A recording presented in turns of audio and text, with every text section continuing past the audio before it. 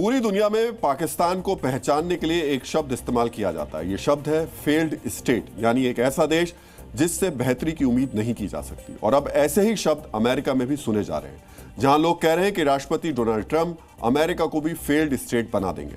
Trump के बारे में ऐसी बातें क्यों कही जा रही हैं, ये समझने के लिए आपको मशहूर उद्योगपति और समाजसेवी बिल गेट्स का एक कथन देखना चाहिए। बिल गेट्स ने कहा था, मैं आविष्कारों में विश्वास करता हूं। आविष्कार एक मूलभूत सिद्धांत है। आविष्कार तभी होंगे जब शोध होगा, और शोध तब होगा जब उसकी फंडिंग होगी।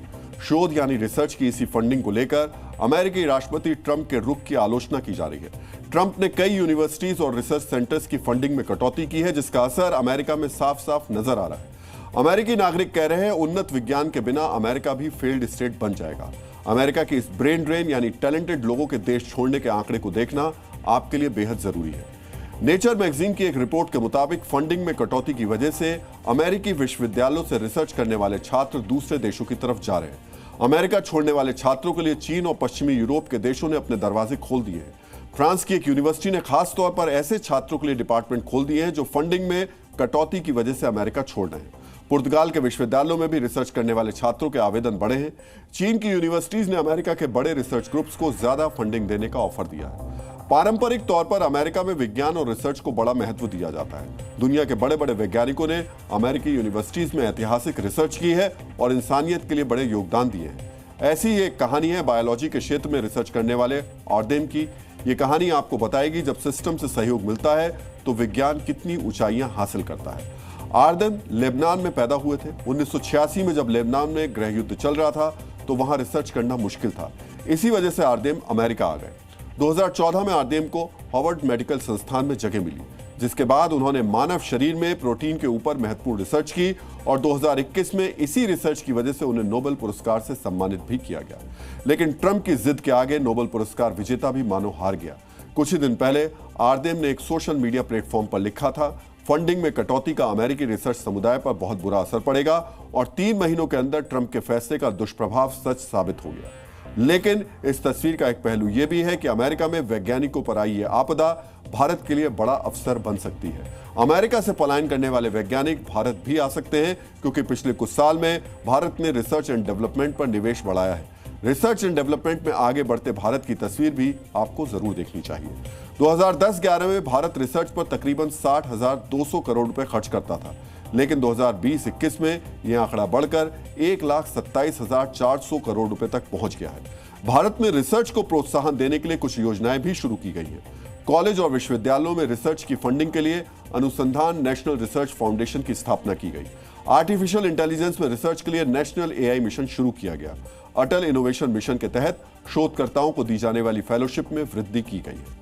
एक वक्त था जब कहा जाता था कि सिस्टम की अनदेखी की वजह से वैज्ञानिक भारत छोड़कर अमेरिका जैसे देशों में जाते हैं, लेकिन आज स्थिति 360 डिग्री 360 डिग्री घूम चुकी है।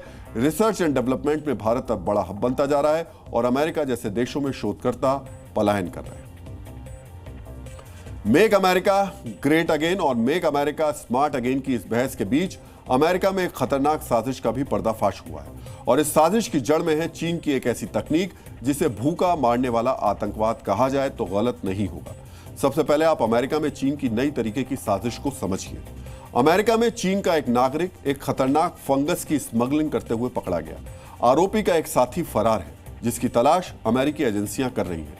ये दोनों चीन से रिसर्च के नाम पर एक फंगस लेकर आए थे और डेट्रॉइट एयरपोर्ट पर तलाशी के दौरान रोगाणु पैदा करने वाले फंगस का खुलासा हुआ।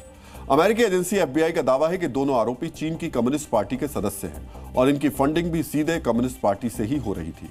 एफबीआई चीफ काश पटेल ने इस गिरफ्तारी पर एक ट्वीट भी किया है, जिसमें उन्होंने लिखा, इसमें कोई शक नहीं कि चीन की नागरिक ने खतरनाक बायोलॉजिकल रोगाणु की तस्करी की। ये नागरिक एक यूनिवर्सिटी में रिसर्चर थे और इसी की आड़ में वो रोगाणु से लैस फंगस लेकर अमेरिका आ रही थी। अब हम आपको बताते हैं आखिर क्यों इस फंगस को खतरनाक और भूखा मारने वाला आतंकवाद कहा जा रहा है।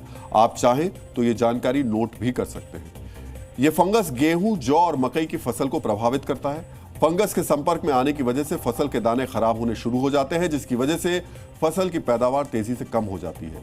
इसके साथ ही ये फंगस बची कुची फसल को भी जैविक प्रदूषण का शिकार बना देता है। यही वजह है कि चीन से तस्करी के जरिए लाए गए फंगस को अमेरिकी जांच एजेंसी FBI जैविक और कृषि आतंकवाद कह रही है। अगर ये फंगस अमेरिकी खेती तक पहुंच जाता तो फसल की सप्लाई तेजी से घटती और खाद्य संकट पैदा हो सकता था। जिस कृषि आतंकवाद का आरोप अमेरिका लगा रहा है, हो सकता है ये आपने पहली बार सुना हो, लेकिन इतिहास में कृषि आतंकवाद के कुछ काले पन्ने दर्ज हैं जिन्हें आपके लिए जानना जरूरी है। 6वीं शताब्दी में असीरियन सैनिकों ने अपने दुश्मनों के कुओं और नहरों में जहर मिला दिया था, जिसने फसलों को खराब कर दिया। दूसरे विश्व युद्ध में जापान की एयरफोर्स ने रूस और मंगोलिया के खेतों पर ऐसे रोगाणु डाले थे जिन्होंने पकी हुई फसलों को खराब कर दिया। 1952 में केनिया के एक बागी गुट ने पानी में जहर मिलाकर दुधारू पशुओं को मार दिया था और खेती वाली मिट्टी को भी जहरीला कर दिया था। यह पहली बार नहीं है जब चीन के ऊपर जैविक आतंकवाद का आरोप लगा है। कोविड नाम की जिस महामारी ने करोड़ों लोगों की जीवन लीला खत्म कर दी, वो भी चीन के वुहान की लैब में ही निकला था। भले ही चीन ने यह सच कभी स्वीकार नहीं किया, लेकिन इतिहास में जब जब कोविड का जिक्र होगा, चीन के वुहान लैब से निकले वायरस को ही इस महामारी का विलन बताया जाएगा। जी न्यूज़।